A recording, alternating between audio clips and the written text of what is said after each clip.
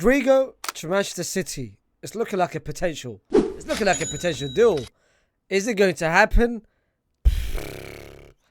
Hey man, listen, let's talk about it. So Man City is now looking to sign Rodrygo after selling Julian Alvarez for 90 million. They're looking to spend the money that they got from Julian on Rodrygo.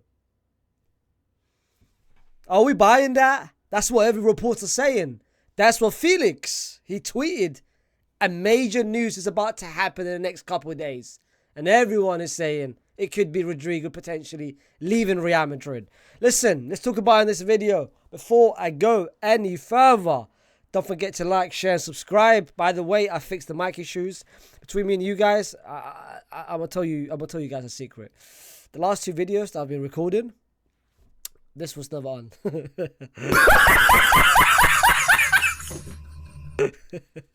So yeah, man. But I've now figured it out. Now this is finally on. You guys can hear me loud and clear. I hope so. But yeah, man, like, share, subscribe. Listen, let's talk about it. Rodrygo and City, they've got a history. They've got a lot of history. They've got past history. They know each other. They go way back. Way back. 2 years ago, you know what happened. At Santiago, at Bernabeu. They were down. Looked hopeless. We needed a saviour. Rodrygo stepped up with 1 goal. And then boom. Last second of the game. Danny Carvajal cross. Rodrygo with a header. 2nd goal. Last season, you know what happened. The goal at Etihad, which pretty much gave us the lead. And from there, won us the tie. So, Rodrygo knows City quite well. Pep knows Rodrygo quite well. City, the defenders know him quite well. City fans, they know him quite well, man. Listen, they've been hurt by Rodrygo. And now, as they say, if he can't beat them, join them. And that's what they want. They want Rodrygo so badly. That's what the reports are saying. For the past couple of days, ever since Julian Alvarez was signed as an Atletico player, ever since, to be fair, Manchester City managed to get 90 million for Julian, they are trying to sign someone. And I see that happen. That's no way in hell Pep and City is going to enter this season, the season coming up, with no backup to either Haaland or no actual reinforcement on either side of the flank. So they are trying to sign someone, whether it's Rodrygo, is bringing Leroy back, Kingsley Coman, anyone. They are trying to sign a forward, no matter if it's a striker or a winger. They are trying to sign someone. And Rodrygo has been a target for City for a long time.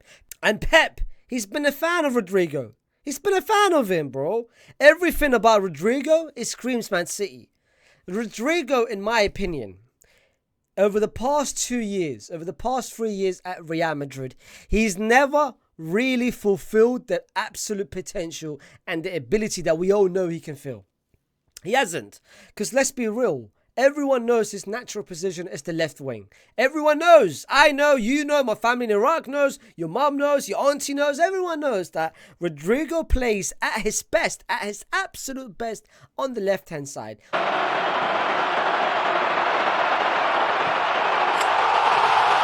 Unfortunately for Real Madrid, he hasn't managed to play on the left-hand side consistently. He's managed to get games every now and then when Vinny's out. If Vinny's injured, if Vinny's suspended, if Vinny's rested, Rodrygo takes that left-hand spot. But when Vinny is healthy, when Vinny is playing, Rodrygo's been forced to play on the right. Sometimes he's been forced to play as a false 9. Sometimes he's forced to play as a 10. And look, that's the key. I've just given you key words here. He can play on the left, he can play on the right, he can play as a false 9, and he can play as a 10. That's what City are missing. They're missing the person who can play all different positions. Jeremy Doku can play on the left-hand side. Salvi can play either both on the left or right.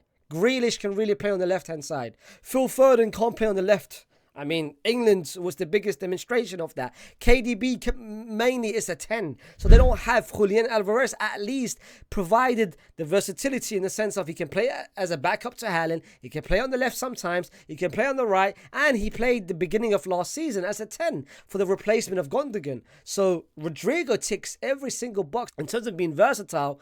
He can play everywhere in the sense of that front four.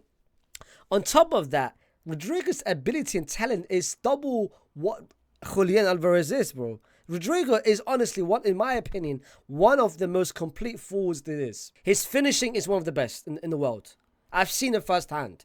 I've seen it firsthand. He's a much better finisher than Vinicius. In terms of close dribbling in tight spaces, Rodrygo is the best in the world. In my opinion, forget the Messis, forget the Neymars. Rodrygo, in my opinion, is the next man up. In terms of close dribbling in tight spaces, in terms of being surrounded by 2 or 3 men, Rodrygo is the perfect person for that. Perfect person for that. In terms of IQ, Rodrygo's got that. In terms of passing, Rodrygo's got that. Rodrygo is a complete forward, which is why any team in the world would be lucky to have him. He would start for every single team in this world. When I said it 2 years ago, everyone was laughing at me. When I said on SDS that Rodrygo would start for 19 teams in the Premier League, everyone laughed. Everyone was like, what are you talking about? Are you laughing now? Are you laughing now? Rodrygo can start for every single team in the world except for Real Madrid. Except for Real Madrid, because Real Madrid is the best team in the world. So this is the problem that Real Madrid has. This is the problem that Rodrygo has.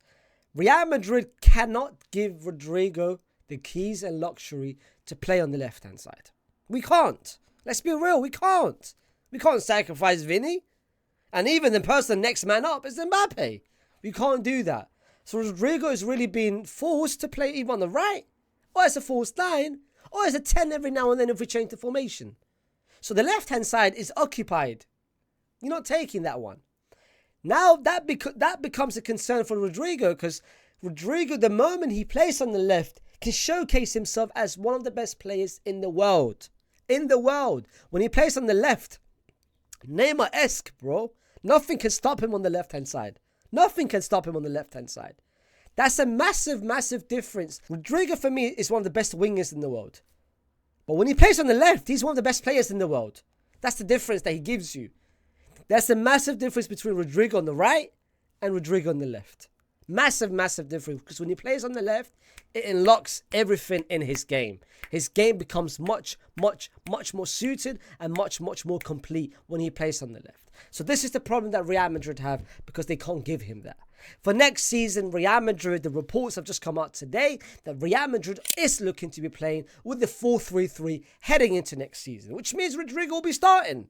If you asked me that last season before Toni Kroos got retired, that was never going to happen.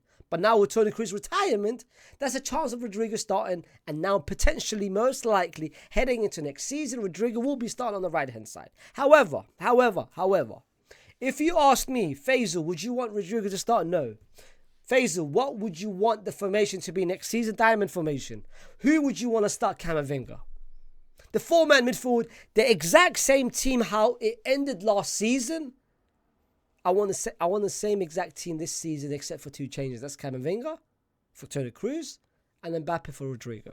I don't want Rodrygo to start next season. Not because I don't think he's good, but he's very good. I'm not denying that. I don't have an agenda with him.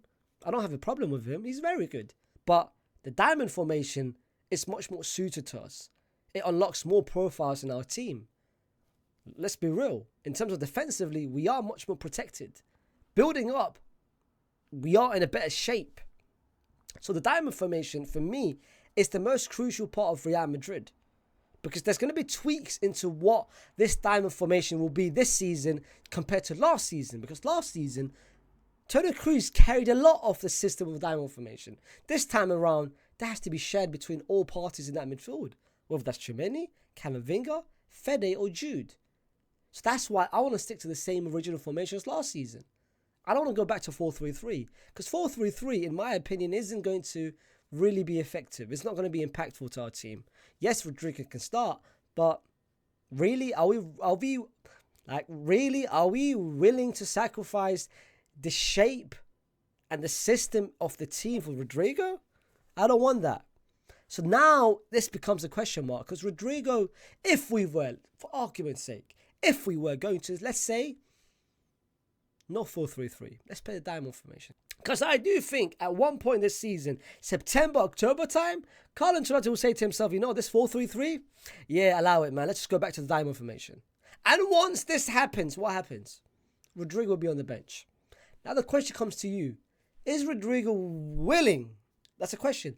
Is he willing to be on the bench and get his minutes every now and then? Is Rodrygo willing to look at Vinicius Jr. winning awards, Mbappe winning awards, Fede winning awards, Jude winning awards, and himself just clapping for them? Is Rodrygo willing to be the sixth man of Real Madrid? Is he willing to be the Lou Williams, the Jamal Crawfords of Real Madrid? He wants to be a superstar. You could see it in him. His persona. And speaking of that, speaking of coming out in interviews and sharing his thoughts, you guys saw what he said last season about Manchester City. He called Man City the best team in the world. Even though Real Madrid beat them. Even though Real Madrid got to the final. He still called Man City the best in the world. That's why a lot of criticism was on Rodrygo last season. His behaviour, his remarks, off the pitch, what he's been saying in the press conferences. And his performance didn't really help because the media wouldn't really come at you if your performance was good. That's why Jude never had any issues last season, because his performances, he delivered on the pitch. Vinicius, towards the second of the stage, nothing was said about him because he delivered. Fede, Chimeni, Cruz, they deliver. If you deliver on the pitch, the media's not going to come at you.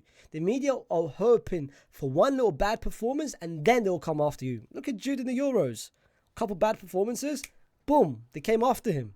They snatched him, they killed him. And now his Ballon d'Or chances is gone. That's what the media's looking to do. If you've got a bad performance, they come after you. If you play well, no one's going to come after you. No one. Look at Ronaldo at Real Madrid. No one dared to come after Ronaldo. Because at Real Madrid, he did everything there is to do. But when he went to United, then the media found their chance. They were waiting for that moment. They were praying for that moment to finally criticize Ronaldo. And they did it. They succeeded. They killed him.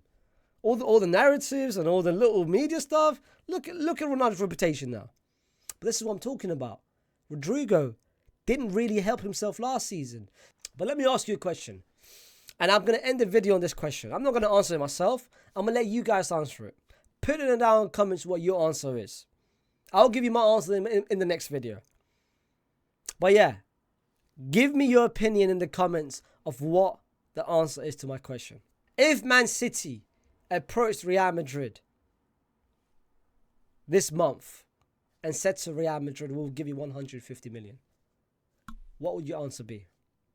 Put it down in the comments. Before I go any further, don't forget to like, share, and subscribe. One more thing as well. I will be doing a massive stream, a La Liga preview stream this Monday around 6 to 7 p.m. UK time. This will be involved myself, Neil Gardner, who's a Barcelona fan, and in addition to, I've brought an Atletico Madrid fan. Because Atleti, you guys have seen all the signings. I'll be making a video about that as well. But you guys have seen all the signings which they've made.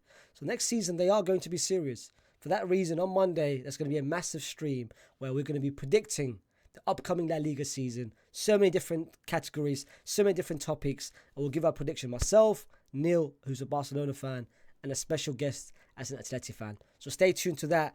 Make sure you watch that stream on Monday. But yeah, man, don't forget to like, share, subscribe. And I'll see you soon. Peace!